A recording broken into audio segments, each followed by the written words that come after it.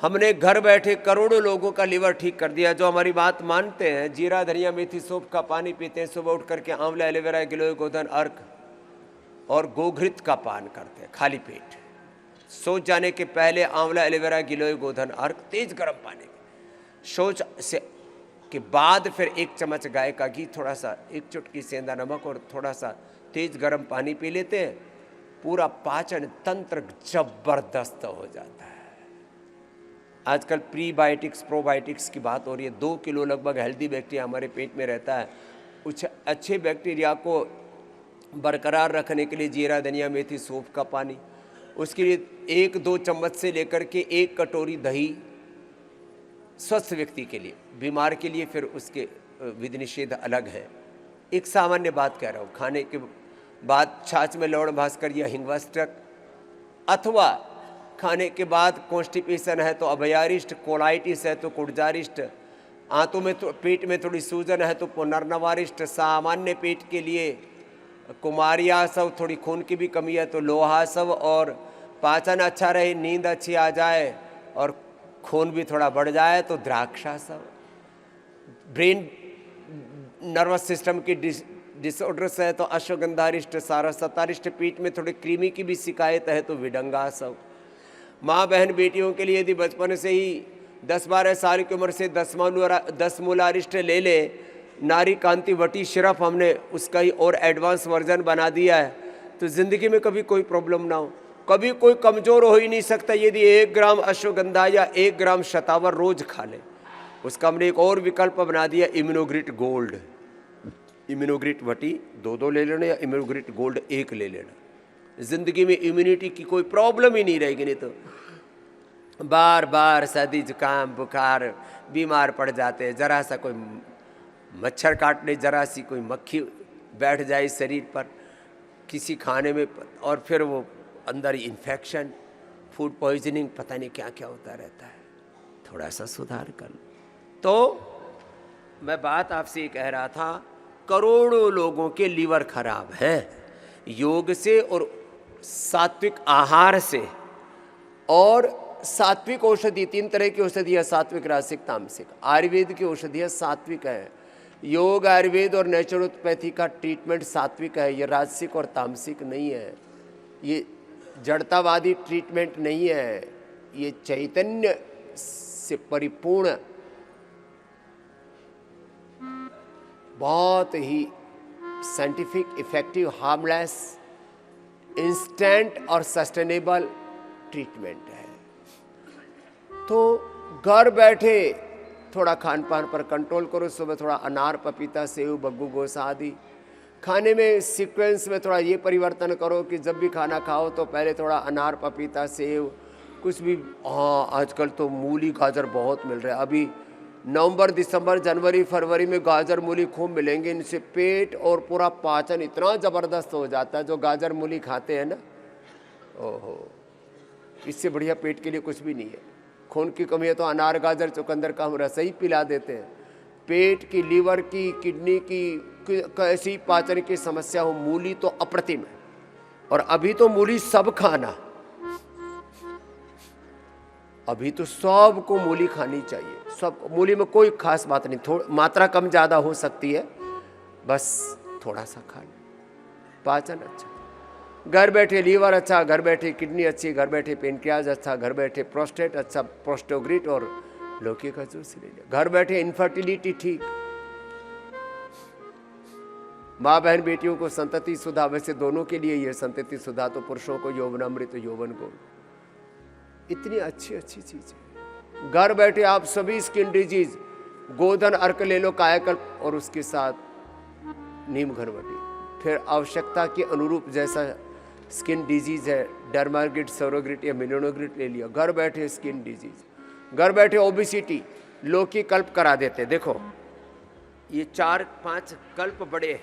लौकी कल्प ओबिसिटी के लिए, कैंसर के लिए, किडनी प्रॉब्लम्स के लिए, बीपी के लिए, हार्ट के लिए, पूरी बॉडी को डिटॉक्स करने के लिए। लौकी, गोखरू, धनिया, गोमूत्र, ये ऐसी चीज़ें अंदर से शरीर को धो देते हैं सब अंदर का विकार। 2 किलो से ज़्यादा तो सूक्ष्म मल शरीर में है, लगभग 5 किलो स्थूल मल होता है।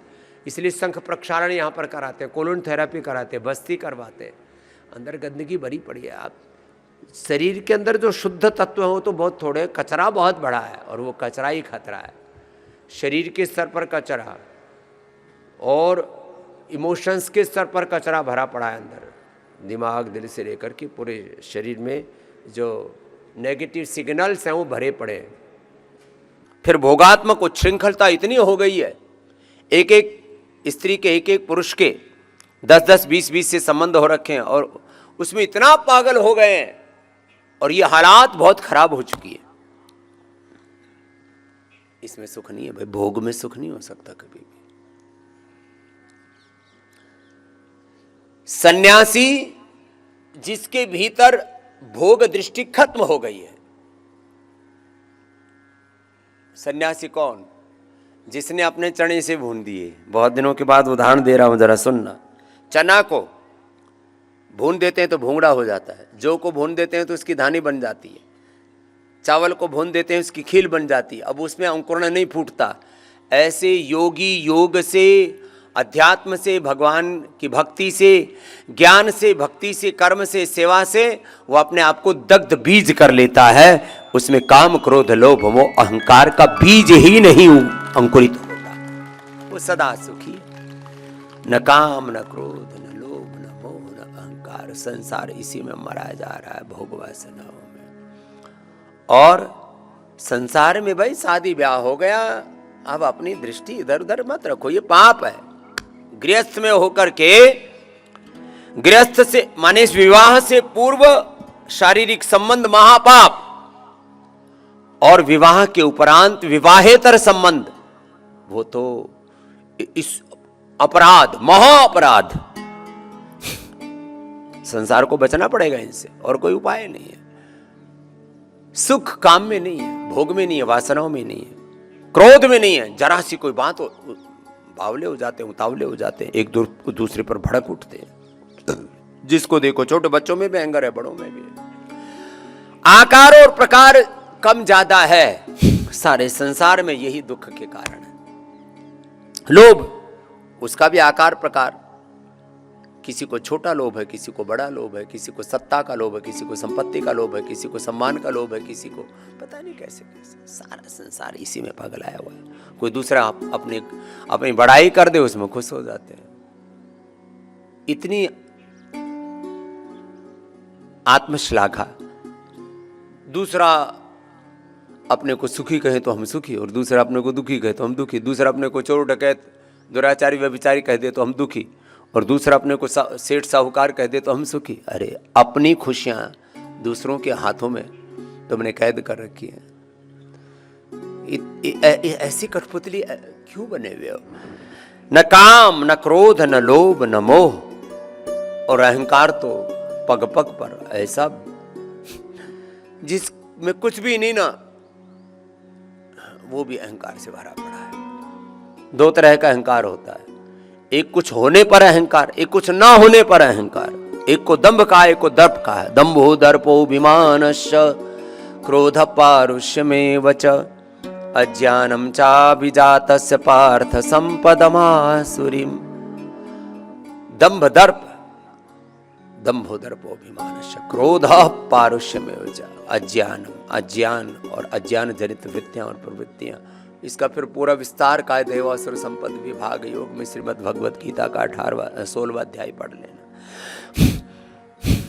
सारा संसार इन्हीं चक्करों में दुखी पड़ा है। काम क्रोध लोभ मोह अविद्या, अनित्य सुचि दुखनात्म सुनित्य सुचि सुखात्म ख्याति रविद्या दृक दर्शन सुख शक्ति और एकात्म अस्मिता सुखान से राग दुखान से द्वेष स्वरस्वाहि विदुषोपि तथा रूढ़ो अभिनिवेशा अविद्या स्मिता राग द्वेष अभिनिवेश। इन क्लेशों में मरे जा रहे हैं, पिसे जा रहे हैं, व्यर्थ में दुखी।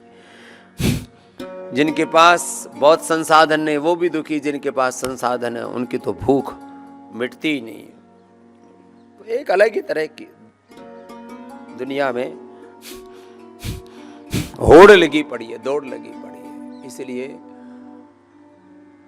शास्त्रों ने कहा स्वस्थ रहना है और सुखी रहना है। वैसे तो एक ही सूत्र है, स्व माने आत्मा में जो प्रतिष्ठित है, या आत्मनि स्थित है, या आत्मनि तुष्ट है, अपने स्वरूप में जो स्थित है और अपने आत्मा में तो अनंत ज्ञान, अनंत सुख, अनंत शांति, अनंत प्रेम, अनंत करुणा, अनंत वात्सल्य, अनंत ऐश्वर्य, आत्मा वारे द्रष्टव्य, श्रोतव्य, मंतव्य स्थित,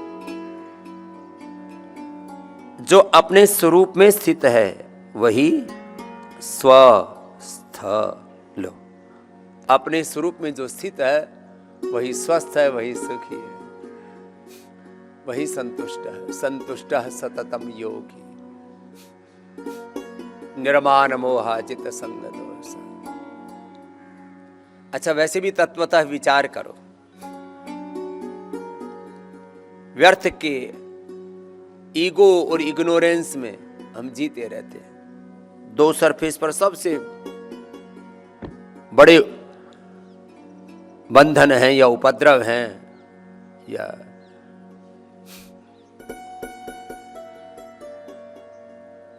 सबसे बड़ी हमारे जीवन की चुनौती कहो, सबसे बड़ी जीवन की बाधा कहो, और जिसने इस बाधा पर, इस चुनौती पर विजय पाली वो विजेता है।